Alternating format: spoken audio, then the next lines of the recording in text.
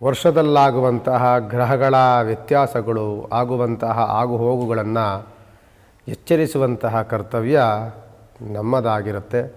ಇದರಲ್ಲಿ ನಿಮಗೆ ಹೆದರಿಸಿ ಲಾಭ ಪಡೆಯುವಂತಹ ವಾತಾವರಣಗಳು ನಮಗೇನೂ ಇಲ್ಲ. ಮುಂದಾಗುವಂಥ ಅವಘಡಗಳನ್ನು ಎಚ್ಚೆತ್ತುಕೊಂಡು ಈಗಲೇ ನಾವು ಜಾಗೃತಕರಾಗಲಿ ಅನ್ನೋ ಒಂದು ಉದ್ದೇಶದಿಂದ ನಿಮ್ಗೆ ಹೇಳುವಂಥದ್ದು. ಎಚ್ಚರಿಕೆಯನ್ನು ವಹಿಸಿ ಅಂತ. ಶ್ರೀ ಗುರುಭ್ಯೋ ನಮಃ. ಶ್ರೀಮತಿ ರಾಮಾನುಜಾಚಾರ್ಯಾಯ ನಮಃ. ಸಕಲ ವೀಕ್ಷಕರಿಗೂ ಸಹ ಜ್ಞಾನಸಂಪದ ವಾಹಿನಿಯ ಸಕಲ ವೀಕ್ಷಕರಿಗೂ ಶ್ರೀನಿವಾಸ ಗುರುಜಿಯ ಅನಂತ ನಮನಗಳನ್ನು ಸಲ್ಲಿಸುತ್ತಾ, ಒಂದು ವಿಶೇಷವಾದಂತಹ ಒಂದು ಸಂಚಿಕೆಯನ್ನು ಮಾಡಬೇಕು ಅಂತ ಸಕಲ ವೀಕ್ಷಕರ ಒಂದು ಒತ್ತಾಯದ ಮೇರೆಗೆ, ಅಂದರೆ ಹೋದ ವರ್ಷದ ಗ್ರಹಗಳ ಫಲಕ್ಕೂ ಈ ವರ್ಷದ ಗ್ರಹಗಳ ಅನುಕೂಲದ ಫಲಗಳಿಗೂ ಯಾವ ರೀತಿಯಲ್ಲಿದೆ, ಯಾವ ರಾಶಿಯವರಿಗೆ ಯಾವ ರೀತಿಯಾದಂತಹ ಫಲಗಳನ್ನು ನಾವು ನಿರೀಕ್ಷೆಯನ್ನು ಮಾಡಬಹುದು, ಇದರ ವಿಚಾರವಾಗಿ ಒಂದು ವಿಶ್ಲೇಷಣೆಯನ್ನು ಕೊಡ್ತಾ ನೋಡಿ. ಮೇಷರಾಶಿಯವರಿಗೆ ಅನುಕೂಲತೆಗಳನ್ನು ಕಂಡಂತಹ ಮೇಷರಾಶಿ. ಮೇಷರಾಶಿ ಅಧಿಪತಿ ಬಂದು ಕುಜಗ್ರಹ. ಈ ಮೇಷರಾಶಿಯವರಿಗೆ ಸ್ವಲ್ಪದ ಕೋಪದ ವಾತಾವರಣ ವ್ಯಕ್ತಿಗಳು ಜಾಸ್ತಿ ಆಗಿರ್ತಾರೆ. ಮೇಷರಾಶಿಯ ಯಾವುದೇ ವ್ಯಕ್ತಿಗಳನ್ನು ತೆಗೆದುಕೊಂಡ್ರೂ ಸಹ ಕೋಪದ ವಾತಾವರಣದ ವ್ಯಕ್ತಿಗಳಾಗಿರ್ತಾರೆ. ಯಾಕೆಂದರೆ ಅಧಿಪತಿ ಬಂದು ಕುಜನಾಗಿರ್ತಾನೆ. ಅಶ್ವಿನಿ ನಕ್ಷತ್ರ ಆಗಿದ್ದಂಥವರ ಜೀವನ ಅತ್ಯಂತ ಫಾಸ್ಟಲ್ಲಿರುತ್ತೆ, ಅತ್ಯಂತ ಅನುಕೂಲಕರವಾಗಿರುತ್ತೆ. ನಿಮ್ಮ ಆಲೋಚನೆ, ಚಿಂತನೆ, ವ್ಯವಹಾರ ಎಲ್ಲವೂ ಸಹ ಅತ್ಯಂತ ವೇಗವಾಗಿರುತ್ತೆ. ಅದೇ ರೀತಿಯಾಗಿ ಮೇಷರಾಶಿನಲ್ಲಿ ಭರಣಿ ನಕ್ಷತ್ರ ಹುಟ್ಟಿದಂಥವರು ಆಗಿದ್ದರೆ ತಾಳ್ಮೆ ಜಾಸ್ತಿ ಇರುತ್ತೆ, ಸಮಾಧಾನಕರವಾದಂತಹ ವಾತಾವರಣಗಳನ್ನ ಇಟ್ಕೊಂಡಿರ್ತೀರಿ, ಭೂಮಿಯ ಅನುಕೂಲಗಳು ಚೆನ್ನಾಗಾಗತ್ತೆ, ಕೈ ಹಾಕಿದ ಕೆಲಸಗಳಲ್ಲಿ ಪ್ರಗತಿಯನ್ನು ಕಾಣುವಂತಹ ಒಂದು ರೀತಿಯಾದಂತಹ ವಾತಾವರಣ, ಭೂಮಿ ಒಲಿಯುವಂತಹ ವಾತಾವರಣ. ಈ ಭರಣಿ ನಕ್ಷತ್ರದಲ್ಲಿ ಹುಟ್ಟಿದಂಥವರಿಗೆ ರೈತಾಪಿ ವರ್ಗದಲ್ಲಿ ಕೆಲಸ ಮಾಡುವಂಥವರಿಗೆ ಕೈ ಹಾಕಿದ ಫಸಲುಗಳು ಭಾಳ ಅನುಕೂಲಕರವಾಗಿರುತ್ತೆ. ಕೈ ಭಾಳ ಶುದ್ಧವಾಗಿರುತ್ತೆ. ಕೈಗುಣ ತುಂಬ ಚೆನ್ನಾಗಿರಬೇಕು ಅಂತ ಹೇಳ್ತೀವಲ್ಲ, ಆ ಕೈಗುಣ ಚೆನ್ನಾಗಿರುವಂತಹ ನಕ್ಷತ್ರ ಭರಣಿ ನಕ್ಷತ್ರದವರಾಗಿರುತ್ತೆ. ಈ ಭರಣಿ ನಕ್ಷತ್ರದವ್ರು ಏನೇ ಒಂದು ಬೆಳೆಯನ್ನು ಬೆಳೀಲಿಕ್ಕೆ ಯಾವುದೇ ಒಂದು ಅವ್ರ ಕೈಲಿಂದ ಹಾಕಿದ್ರೂ ಸಹ ಅದು ಉತ್ತಮವಾದಂತಹ ಬೆಳೆಯನ್ನು ನಿರೀಕ್ಷೆ ಮಾಡುವಂಥ ನಕ್ಷತ್ರವಾಗಿರುತ್ತೆ. ಇನ್ನು ಕೃತಿಕಾ ನಕ್ಷತ್ರದಲ್ಲಿ ಮೇಷರಾಶಿ ಏನಾದರೂ ಇದ್ದರೆ ಆ ಕೃತಿಕಾ ನಕ್ಷತ್ರದವರಿಗೆ ಕೋಪದ ವಾತಾವರಣ ಜಾಸ್ತಿ ಇರುತ್ತೆ, ಶತ್ರುಗಳ ಬಾಧೆ ಜಾಸ್ತಿ ಇರುತ್ತೆ.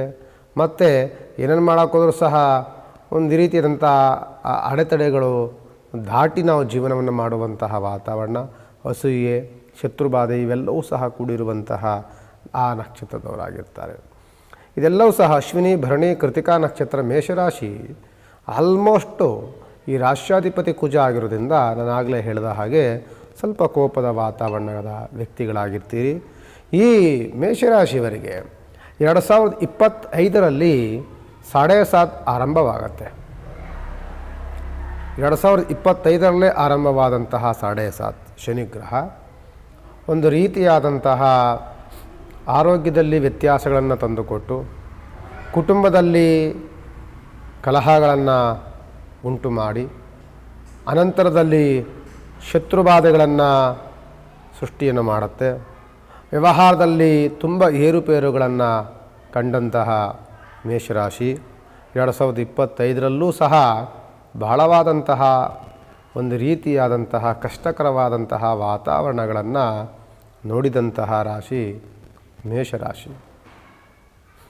ಮೇಷರಾಶಿಯವರಿಗೆ 2025ರಲ್ಲೇನಾದರೂ ಬದಲಾವಣೆಗಳಾಗುತ್ತಾ ಅಂತ ನೋಡಿದಾಗ ನೋಡಿ, 2025ರಲ್ಲಿ 2026 ಈ ಯುಗಾದಿ ಹಬ್ಬ ಆದ ನಂತರದಲ್ಲಿ ಪರಾಭವ ಸಂವತ್ಸರದಲ್ಲಿ 7.5 ಶನಿಯ ಜೊತೆಯಲ್ಲಿ ಇನ್ನೂ ಕೆಲವು ಗ್ರಹಗಳು ಸೇರಿಕೊಳ್ಳುತ್ತವೆ.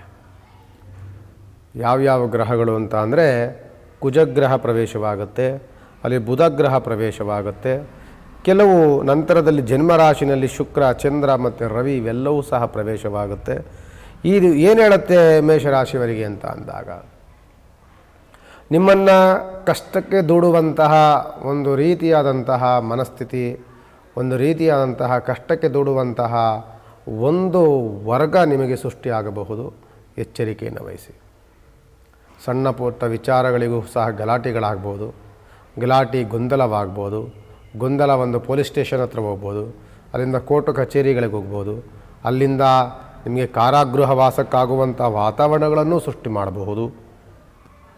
ಒಂದು ರೀತಿಯಾದಂತಹ ಅವಘಡಗಳನ್ನು ಸೃಷ್ಟಿ ಮಾಡಿ ಅವಮಾನ, ನಷ್ಟ, ಕಷ್ಟ, ತೊಂದರೆ, ತಾಪತ್ರಗಳನ್ನೆಲ್ಲವೂ ಸಹ ಸೃಷ್ಟಿ ಮಾಡಲಿಕ್ಕೆ ಸುಮಾರು ಗ್ರಹಗಳ ಒಗ್ಗೂಟದಿಂದ ಆಗುತ್ತೆ. ಅನಂತರದಲ್ಲಿ ಅವಮಾನಗಳಾಗುತ್ತೆ.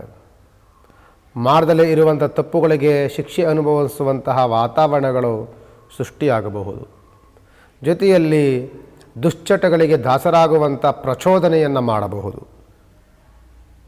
ಮೇಷರಾಶಿಯವರಿಗೆ 2026 ಬಹಳ ಎಚ್ಚರಿಕೆಯಿಂದ ಜೀವನವನ್ನು ಮಾಡಬೇಕು. 2025ಕ್ಕಿಂತಲೂ ಸಹ 26ನೇ ಇಸ್ವಿ ಮೇಷರಾಶಿಯವರಿಗೆ ಒಂದು ರೀತಿಯಾದಂತಹ ಕ್ಲಿಷ್ಟಕರವಾದಂತಹ ವಾತಾವರಣವನ್ನು ಸೃಷ್ಟಿ ಮಾಡುತ್ತೆ. ಜಾಗ್ರತೆಯನ್ನು ವಹಿಸಿ. ಒಂದಲ್ಲ ಎರಡಲ್ಲ ಸುಮಾರು ಗ್ರಹಗಳಿರುತ್ತೆ. ಮದುವೆ ಮುಂಜಿಗಳು ಹೋದರೆ ಪೋಸ್ಟ್ಪೋನ್ ಆಗುತ್ತೆ. ಯಾವುದಾದ್ರೂ ಕೈ ಹಾಕುವಂಥ ಕೆಲಸಗಳು ಮುಂದೋಗುತ್ತೆ. ಮದುವೆ ಮುಂಜಿಗಳಾಗಬೇಕು ಅಂದರೆ ಅದು ಮುಂದೆ ಹೋಗುತ್ತೆ. ಯಾವುದೂ ಸಹ ಅಷ್ಟು ಸುಲಭವಾಗಿ ಮೇಷರಾಶಿಯವರಿಗೆ ಅನುಕೂಲಕರವಾದಂತಹ ವಾತಾವರಣ ಈ 2026ನೇ ಪರಾಭವ ಸಂವತ್ಸರದಲ್ಲಿ ಇಲ್ಲ. ಸಂವತ್ಸರ ಹೇಳುವ ರೀತಿಯಲ್ಲಿಯೇ ನಿಮಗೆ ಈ ವರ್ಷ ಪರಾಭವ ಜಾಸ್ತಿ ಉಂಟಾಗುತ್ತೆ. ಎಚ್ಚರಿಕೆಯನ್ನು ವಹಿಸಿ.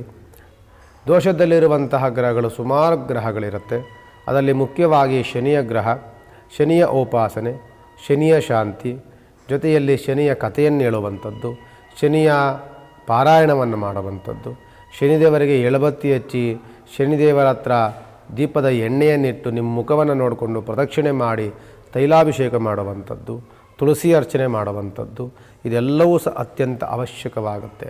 ಸಾಧ್ಯವಾದರೆ ಶನಿ 7.5 ಇರಬೇಕಾದ್ರೆ ಯಾವುದೇ ರಾಶಿಯವರಿಗಾಗಲಿ 7.5 ಆರಂಭವಾಯಿತು ಅಂತ ಅಂದಾಗ ಒಂದು ಬಾರಿ ಆದರೂ ಶನಿ ಶಿಂಗ್ನಾಪುರಕ್ಕೆ ಹೋಗಿ ದರ್ಶನ ಮಾಡಿ ತೈಲಾಭಿಷೇಕವನ್ನು ಮಾಡಿ ಬನ್ನಿ, ಒಳ್ಳೆತಾಗುತ್ತೆ ಅಂತ. ಒಂದು ವಿಚಾರ ಏನಂದರೆ,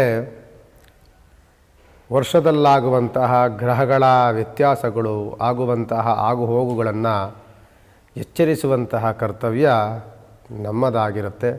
ಇದರಲ್ಲಿ ನಿಮಗೆ ಹೆದರಿಸಿ ಲಾಭ ಪಡೆಯುವಂತಹ ವಾತಾವರಣಗಳು ನಮಗೇನೂ ಇಲ್ಲ. ಏನಂದರೆ, ನಮಗೆ ಸುಮಾರು ಜನ ಫೋನ್ ಮಾಡಿ ಕೇಳ್ತಿರ್ತೀರಿ, ನಮ್ಮ ಹತ್ರ ಬಂದು ಭೇಟಿಯನ್ನು ಮಾಡಿ ಕೇಳ್ತಿರ್ತೀರಿ. ಆದ್ದರಿಂದ ಮುಂದಾಗುವಂಥ ಅವಘಡಗಳನ್ನು ಎಚ್ಚೆತ್ತುಕೊಂಡು ಈಗಲೇ ನಾವು ಜಾಗೃತಕರಾಗಲಿ ಅನ್ನೋ ಒಂದು ಉದ್ದೇಶದಿಂದ ನಿಮ್ಗೆ ಹೇಳುವಂಥದ್ದು. ಎಚ್ಚರಿಕೆಯನ್ನು ವಹಿಸಿ ಅಂತ ಮತ್ತೊಮ್ಮೆ ಹೇಳ್ತೇನೆ. ಇದರಲ್ಲಿ ಯಾವುದೇ ನಿಮ್ಮನ್ನು ಎದುರಿಸುವಂಥದ್ದಾಗಲಿ ಬೆದರಿಸುವಂಥದ್ದಾಗಲಿ ಅಂತಹ ವಾತಾವರಣ ಖಂಡಿತವಾಗಿರೋದಿಲ್ಲ. ಎಚ್ಚರಿಕೆ ಮತ್ತು ಜಾಗರೂಕತೆ ಇದು ಮನುಷ್ಯನ ಜೀವನಕ್ಕೆ ಅತ್ಯಂತ ಅವಶ್ಯಕ ಅಂತ ಈ ಸಂದರ್ಭದಲ್ಲಿ ಹೇಳ್ಬೋದು. ನಮಸ್ಕಾರ.